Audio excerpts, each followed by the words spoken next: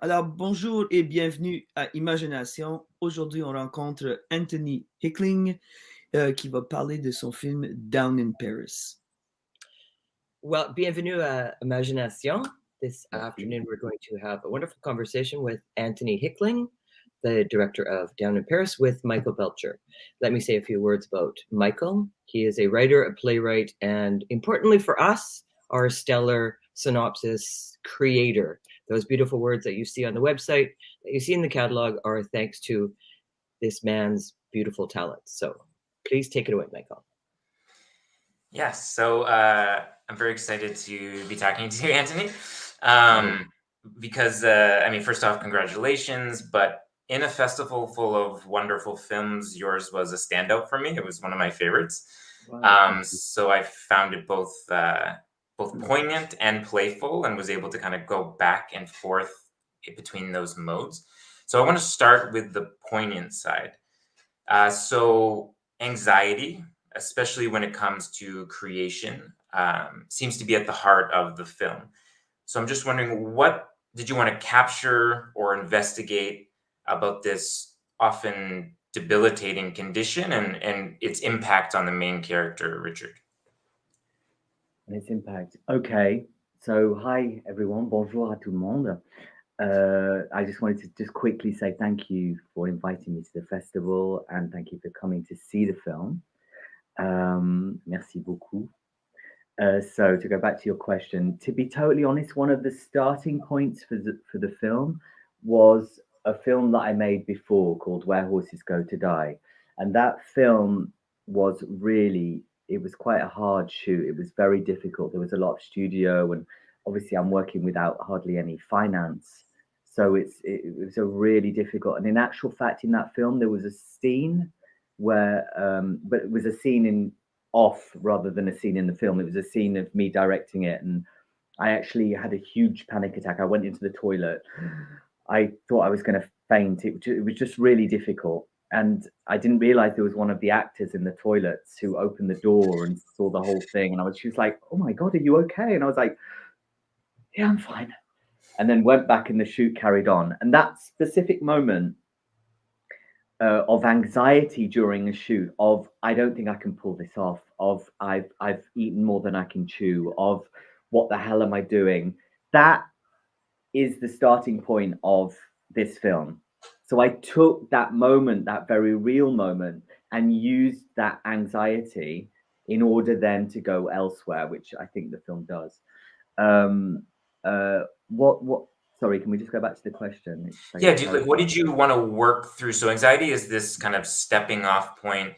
And then what did you want to reveal about how anxiety works? How do people approach it? Like, what did you want to work through in that? I think sort of, if I come back to the heart of the film, and excuse me if I'm looking for answers, because actually, because of COVID and everything, I haven't actually had to speak about the film. So these questions you're asking me are complete virgin territory. I've not had to talk about why I did this or what, so I'm actually thinking about it and saying it sort of firsthand, really, for real. But in actual fact, I think, sort of to go to the heart of it, what I wanted to do is represent a very real person, and little by little, like peeling an orange or peeling back, reveal who this person was. And the starting point for that was this anxiety, was this difficulty within the creative process, but also within life itself, because ultimately you might be a director, or you might be an actor, or you might work in an office, or whatever it may be. You're human, and we have very human, and we all go through very difficult periods in our lives. So, and this anxiety affects us all, whether you're in art or not. And I think I just wanted to explore that, and the things that I'd personally been through, linked to what I thought, maybe, is this my midlife crisis? Is this what we talk about? I'm 46 now. Am I going through what I've heard about my whole life? When you get to your 40s, you're going to have it's like, is this it? But it was related to the creative side. But as you see in the film, it was also related to very personal, real things, sort of death of parents. And on top of it all, we were filming during COVID. So people were actually dying. It's like the Black Plague was actually happening, you know? So why did I want to explore that? I can't really answer, but I did. I was going through that. So Yeah. I always use as starting points generally what I know. And what I know is either what I've lived or what I'm going through, or, you know, and because it was about a director and a real person, I suppose I wanted to go through that darkness and I wanted to explore it in order to come out of it, in order to let it go, in order to move on. Mm. Yeah, and you mentioned that kind of, I mean, the recent death, there seems to be it's a corrosive relationship with an ex, with Frederic. What makes there's an incident where Richard and his ex meet on the street, and in terms of anxiety, in terms of what he's going through, why does his ex create such a strong reaction in him?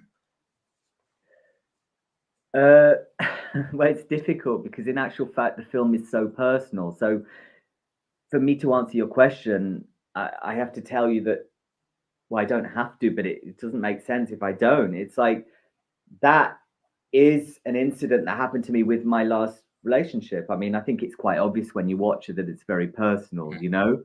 But I mean, won't go into all the details of that relationship, but I was in a relationship in the end, which lasted for about a few years, maybe, which was very destructive. And the person that I was with was like an emotional, I mean, I loved him dearly, don't get me wrong, but he was like an emotional vampire. And little by little, what became beautiful, actually a beautiful relationship, started to turn sour. And when I say, you know, j'ai donné, il m'a vidé, le mec, il m'a vidé, that's how I felt. I came away from that relationship feeling like it was actually the first time in my life that I was in a relationship where I was ready to give everything. So I think it was the first time I'd ever really been in love, where actually that person was more important than me. But that person was actually happy to take and take and take, because I realized now that person was in a depression. When you live with a depressed person, sometimes, or in this case, it was take, take, take, to the point that I actually didn't have anything left to give. And I might add that little by little, as we got further into the relationship, I realized, which I did not know, that the person was actually addicted to chemsex. Okay. So he would disappear for days. I think he was dead. It was just a whole thing that was really intense. And one time towards the end of the relationship, I had his keys. I wanted my keys back, and we had this huge fight in the street. And this is a guy that's, you know, it's actually quite a very respectable. We had a huge fight over these keys, and that the reason I'm telling you that is because that was the inspiration for that scene, and that relationship, that scene is quite cathartic. And for me, when I watch it with my eyes, it's seeing my ex in the street. Because it's funny you mentioned that scene, because I've had before, oh, I don't understand why he explodes, you know, but you know, sometimes at the end of a relationship, I think you can identify on a certain level, you know, not everybody becomes best buddies. I mean, it can, you know, and it does happen. So why does it do that to Richard? Because I was trying to be truthful. So in order to be truthful, I recreated something that I'd lived through. So I'm not sure if that answers your question, but Yeah, and what's interesting, it's making you also see, because his ex like bleeds him dry, is how you're putting it. Like it's interesting how when Richard becomes depressed, he almost starts to do that to other people too. So like it's interesting that it becomes like a cycle. Like that's interesting. What do you mean? But give me an example. Well, I feel like I mean, I don't want to give too much away, but I feel like the film, it has to take you down in Paris. It has to take you down before you come back up. And it seems like at first, some of the characters he runs into, like Elizabeth, or even the woman on the street after this fight who says, like, I don't like arguments, that at first he seems quite negative with them, but then works through it and is able to connect. Yeah, that's true. That's true. I think that's very obvious with Elizabeth at the beginning. I think, for example, saying the taxi, or no, I think that is totally it's totally the case with Elizabeth. But I think afterwards, maybe it is still the case, but there is this sort of generosity as it moves on. There's For this sure. exchange between the characters, like the girl in the taxi that comes, but you know, she helps him, and then later on he'll help the guy in the kebab shop. There's like this. Hopefully, it's humane. C'est la humanité, quoi. Oh, C'est ça que je voulais oui, transmettre. oui. C'est ce côté humain, quoi. Mais la compassion, l'amour, c'est ça. Je voulais aller vers ça dans tous les cas. Je voulais aller vers ces choses saines. Je voulais aller vers la compassion de l'autre, l'amour, l'échange, l'entraide. Bon, bref. Yeah, yeah, you can see that. Yeah, like you're saying, as you go, he kind of learns to open back up through all of these different experiences. And one of the things that I notice is that you touch upon Richard's sexuality throughout. I mean, his relationship to sex, his relationship to his body. And he seems a bit, at least at first, because this is something he ends up working through, is like he seems at first a little detached from his body, maybe because of this relationship. You mentioned this kind of addiction that might have been the impetus of it. Do you feel like that might be adding to his anxiety, this detachment from his body or how he deals with sex? So, okay, I think that's interesting. I myself have to detach from the question because there's like le côté un peu psy où tu me poses la question parce que je joue le rôle, donc j'ai écrit, donc en même temps on parle de moi. Et de l'autre côté, c'est Richard, donc un personnage que je joue. Et I think that on one level, I think on one level, the relationship that he's lived through has added to that anxiety or maybe detachment to his body. But on another level, I think the character of Richard, but this is where it gets complicated because I'm thinking, oh gosh, am I actually talking about myself here? Look at it. It can be conflation. It's conflation. Exactly. You're like drawing it out here. No, seriously. I think it's the character. It's in relation to his past. It's also clearly who he is, and in a way, I suppose I could say to a certain extent, although I am clear about the fact I'm playing a role. However, there is a lot of me in that role, not only in the writing, in the acting, and I think the relationship I have personally with my own body and my own sexuality links into what you're saying, which is, 7 years of psychanalyse. But the thing is, which I've already done, by the way, but so that's over. But the point is, I think that is in there. But I think, and what I tried to show within that scene is also not, for example, because if we talk about the sex club, for example, there's Richard's relationship with sex, with his own body. And then there's also the relationship he has with the characters within the scene. So, for example, the first character, who's a very beautiful guy, has this sort of sexuality, which is a little bit, he's with his body, he's beautiful, he's much freer, he's less complexed, which is great. However, Richard, who is a bit coincé, he's a little bit un peu mal à l'aise, en même temps il veut baiser, mais en même temps il n'ose pas, il vient de commencer avec le prep. It's also sorts of questions that I've had, like when I started taking the prep, I didn't quite know when to sort of have sex without a condom, and then suddenly with a condom, and then suddenly not to have use one, and then there's a whole scene within the gay scene anyway, the gay male scene within sex clubs and within parties, within chemsex and all this that isn't often in films. It is in there, and it is there's been a lot of documentaries and all the rest of it, but it's not necessarily we talk about that much. And sometimes, we're not allowed to be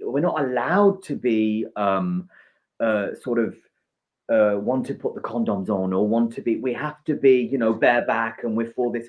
And actually, sometimes there are other diseases out there. There are, and sometimes it's actually okay to protect yourself, to look after yourself. So I wanted to convey that. And I also wanted to convey sometimes from the other point of view, the people that are so liberated, sometimes there's that sexuality, which sometimes is a bit, it's difficult. It's not as easy as it seems for everyone. It's not those worlds, whether it be saunas, and sometimes you feel really nervous and uncomfortable, and you don't know what to say, and you don't know because the other person makes you feel like that. I should be totally cool and open-minded and not have to worry about that, but it worries me. So I just wanted to create debate.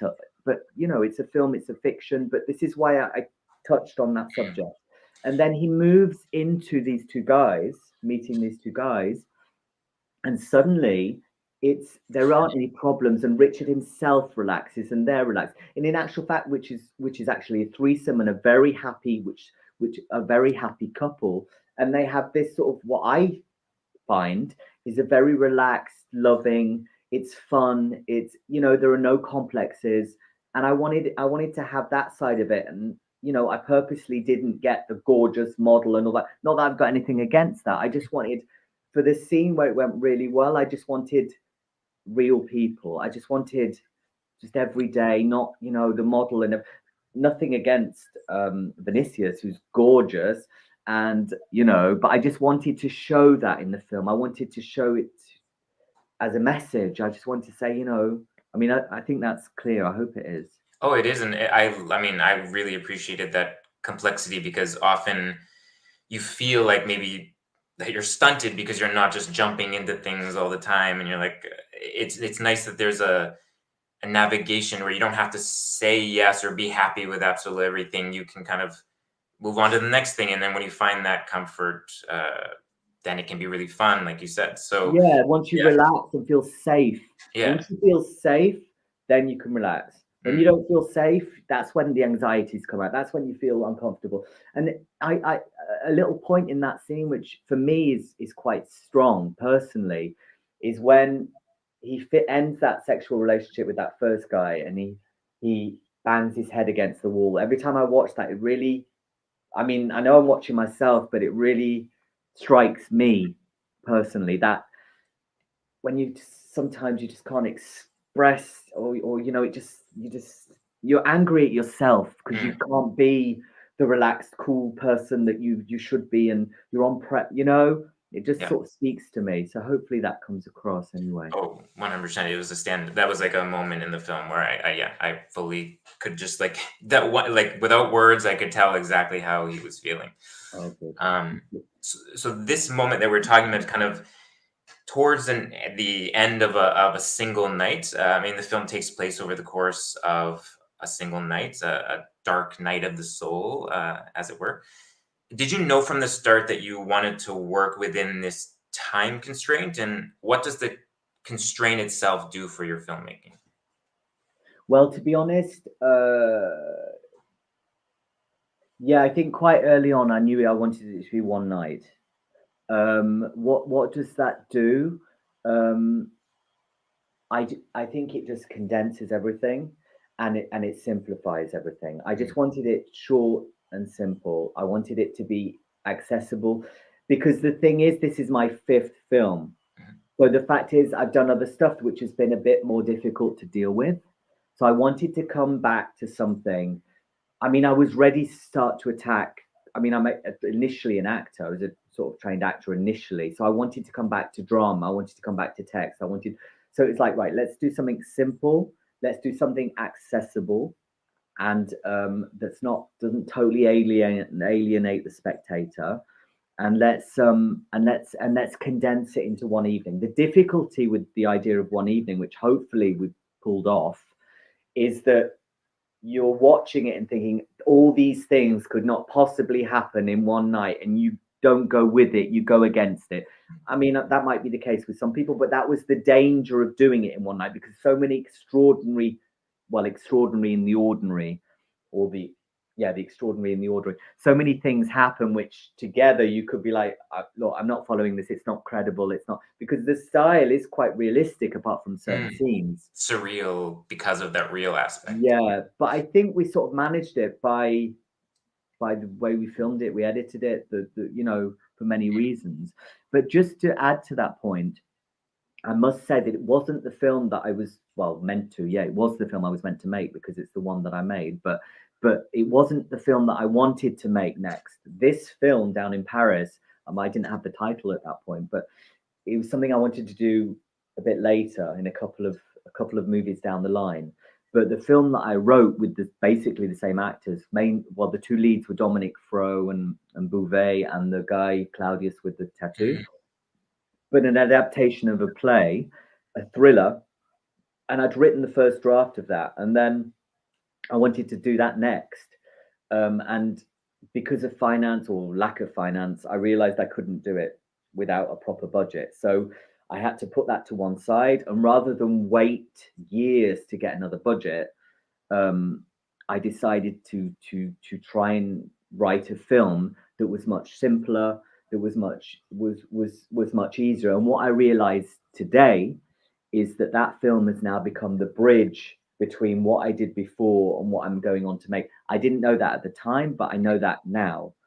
So yeah, it was also a film that I knew that I could make with a very small budget. I didn't write it for me to play the lead at all. That came later down the line. The lead, I thought about Geoffrey Coué, so the premier assistant. I thought about him. I thought about Gaëtan Bétier, who played the lead in Little Gay Boy, but a younger, more sort of branché, si tu veux, rather than sort of, I didn't have any desire to play the role at all.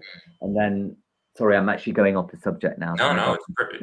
Okay. I mean, because like I was going to ask this later, just because it seems so perfect for you. Like, I mean, they have like this kind of screen presence where it's just very relatable. Like I was able to kind of relate to the character as a human rather than as an actor playing a human.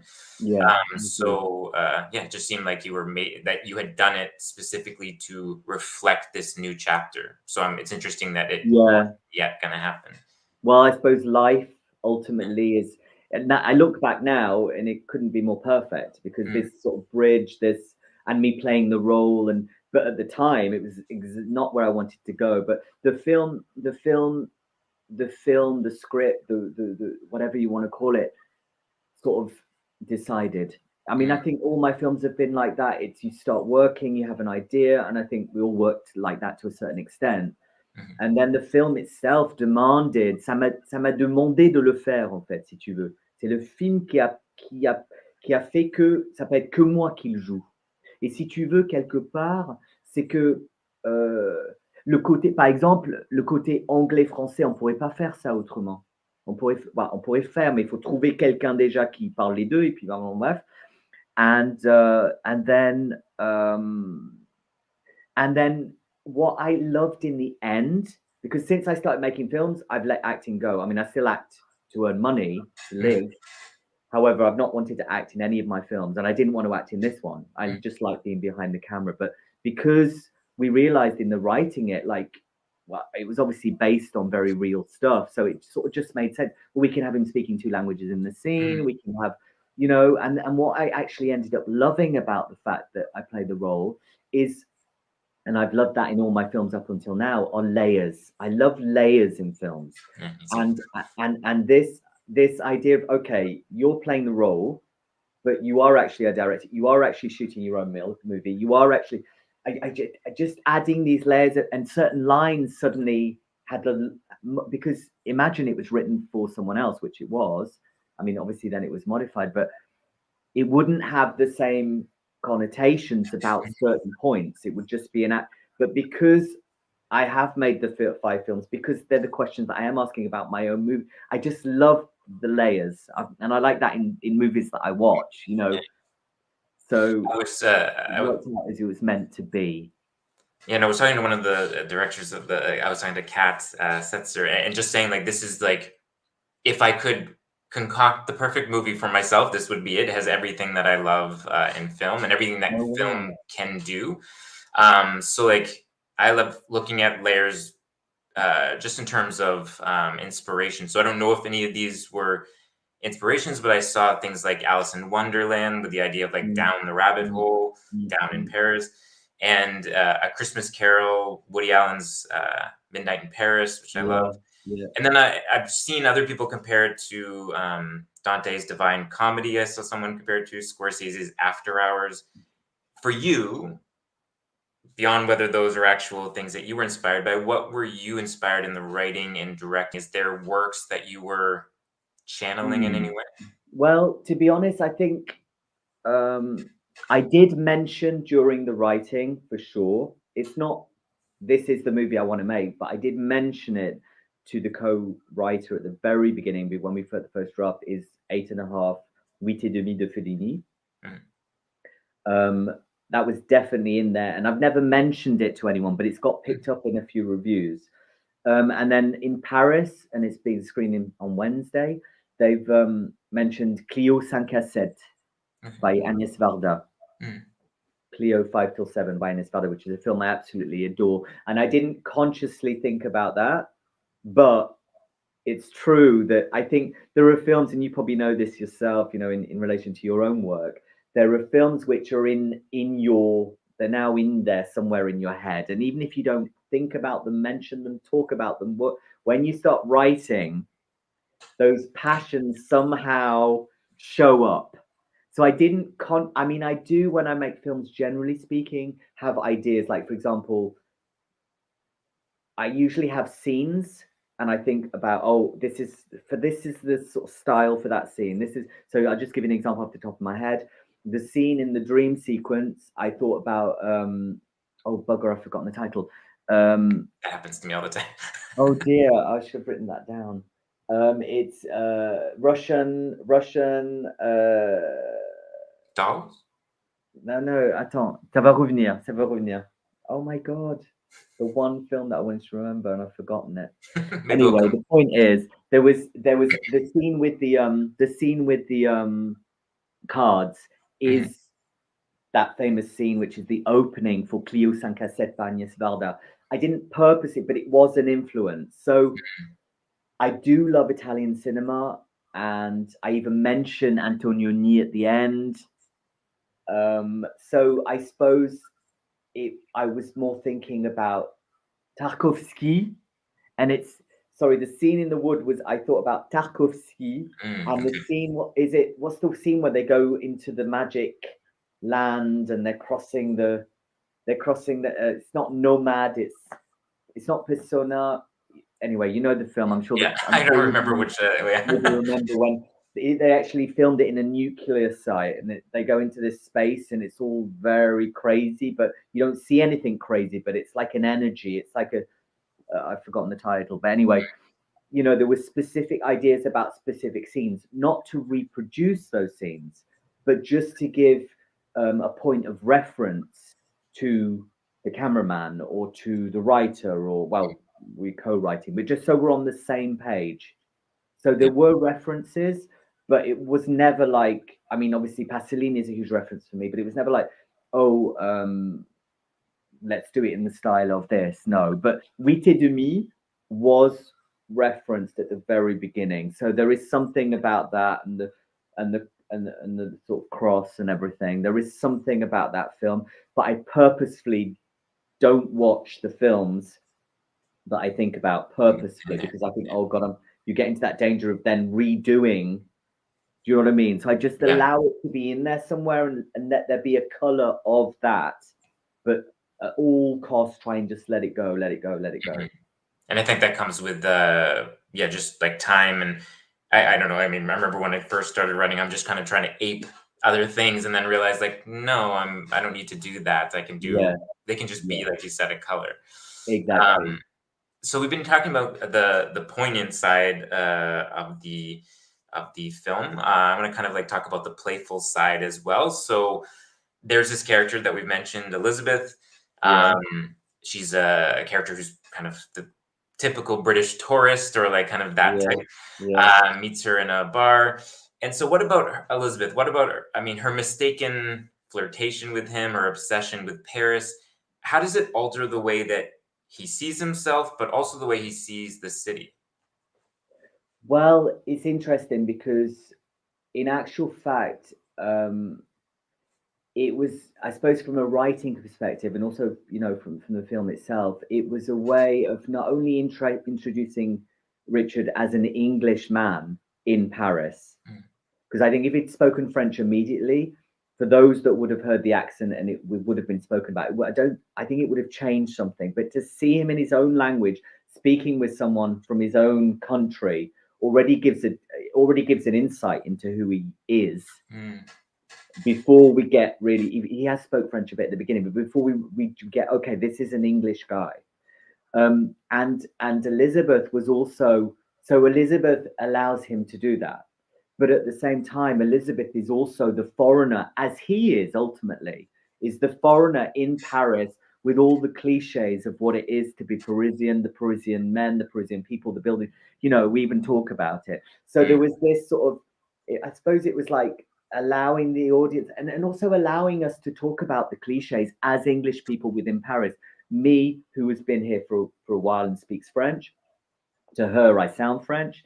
And then for me, to her, to be also reminded of the fact that I'm English, also to allow, I suppose, from the fun perspective with regards to that character, I should add, I don't think you need to know this to enjoy the scene, but I'm just telling you, Nina was a very, very, very, very close friend when I was 18. And we actually went to drama school together. She was in the year below me because she came later. I was like, you've got to come to this drama school, because she wasn't having fun at the drama school she was at. And she did. And we've been friends for many, many years.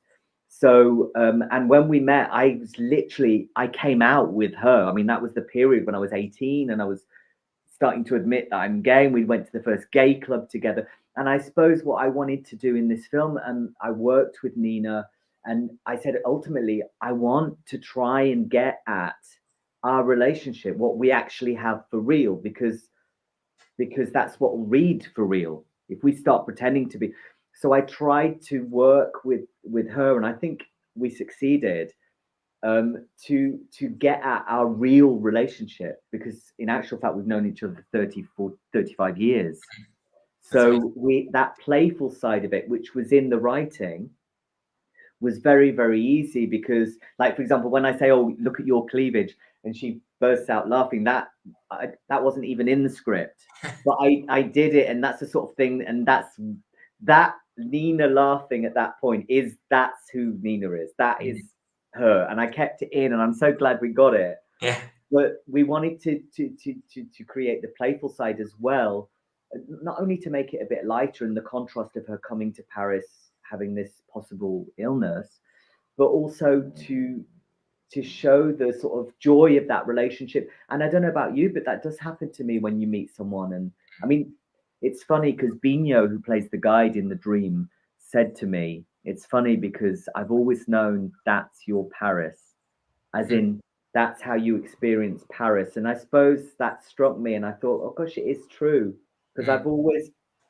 been quite solitary, but I've always met people like that. One night is for me is okay. It doesn't all happen in one night, but it is very real for me. So, and within that, like you say, is the darker side, but there's also the really fun, sort of compassionate, connecting with people, meeting people who aren't in your world that you wouldn't necessarily connect with. So it was also getting that out to make it as real as possible, because life isn't only glug and it isn't only fun. And it was like trying to make it as real as I possibly could within a script, within a film, which isn't real, but you know what I mean? Yeah, for sure.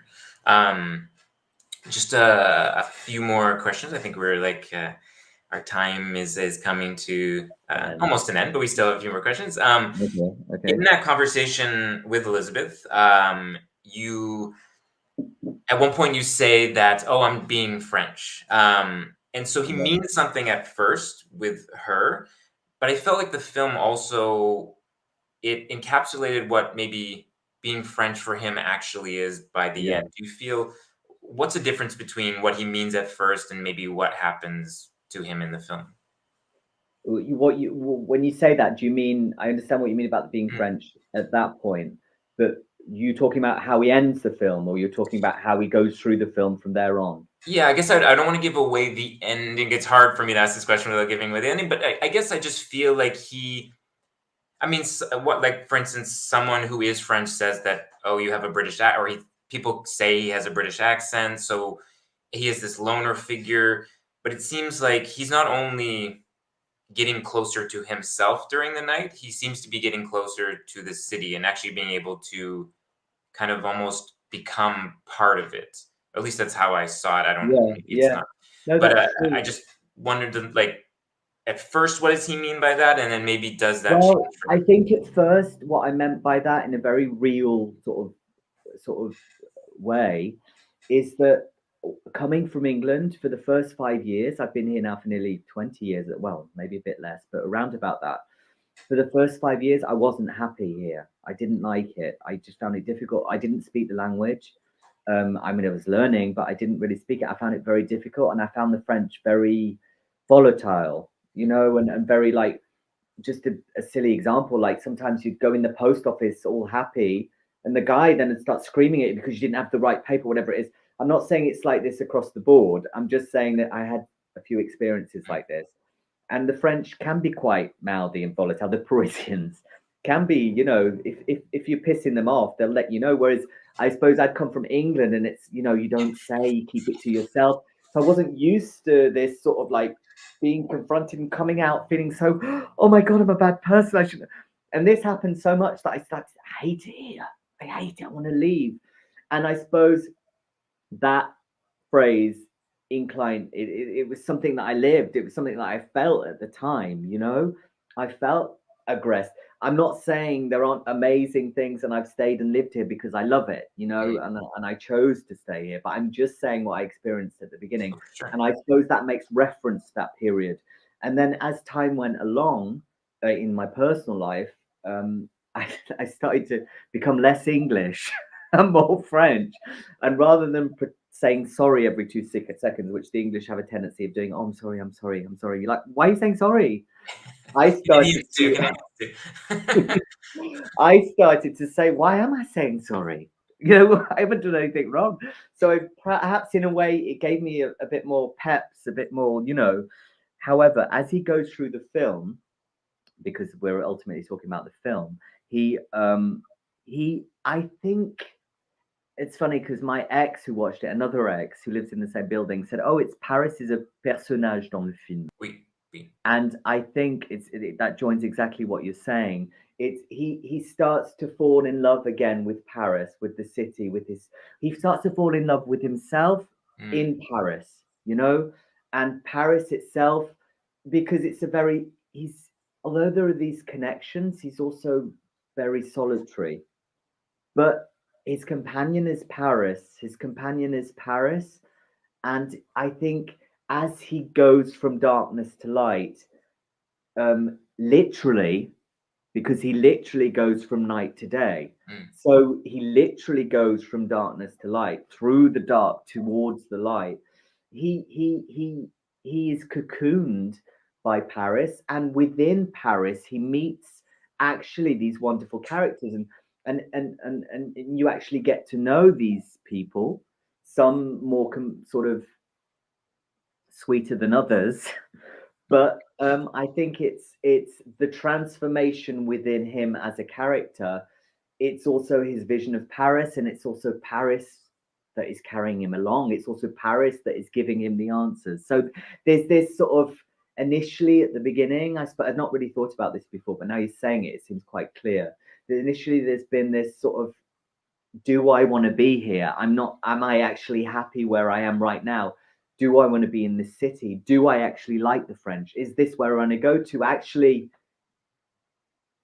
this is where I am, and this is the right place, and I'm here, and I'm now, and I'm happy, and I love Paris, and seeing the beauty of it. His character is experiencing as if for the first time, although it's obviously not, but the beauty of the city. Well, that's a beautiful way of ending. I just have kind of one question just to bring us to your next chapter. I mean, you're going to be doing a lot of probably a lot of work on this film itself. Do you have a sense of what this new chapter will be? Where do you think you're going to go from here? Well, what I do know is that I've written 2 dramas. And right now, not because I should, but because I want to, because I'm ready to, I I started with this film. I wanted to attack words, drama, storylines. I want to attack acting. The next film I don't want to be in. I just want to I want to direct. But I'm definitely well, right now I'm heading towards drama. I'm heading towards what would be considered to be a more traditional movie. Not because I should, not because that's how I'll get funding, not because, although hopefully that will help because I've never had any funding, but I'm definitely moving towards a more traditional. That's not going to stop me from doing a more creative or artistic project or anything. But right now I have 3 films, 2 that are written after this one. Well, this one is done. So 2 more are written, 2 scripts, and they're definitely more traditional dramas. But, you know, I had to do what I had to do in order to get to this point, to get to this bridge. And I didn't think purposefully, oh, I'm going to do this and do a chapter and that will be the next chapter. It's just the work itself has brought me on along that road. And I just have got to the point now where I'm ready to do something else. You know, I went to the end of what I needed to do with Frigg, which was my film before this one. And this is the bridge into moving into a new world, a new style, a more traditional narrative.